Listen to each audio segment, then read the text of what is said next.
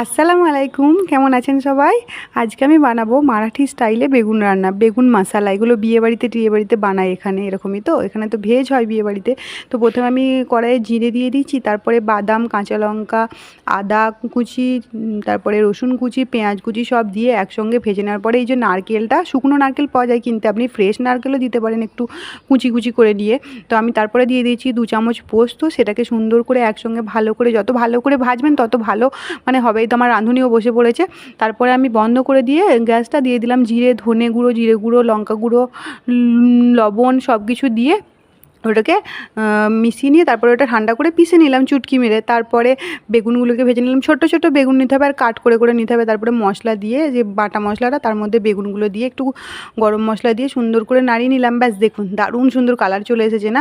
এভাবে বানিয়ে খাবেন, দারুণ লাগবে। আর উপরে একটু ধনেপাতা ছড়িয়ে দেবেন। খুদা হাফিজ।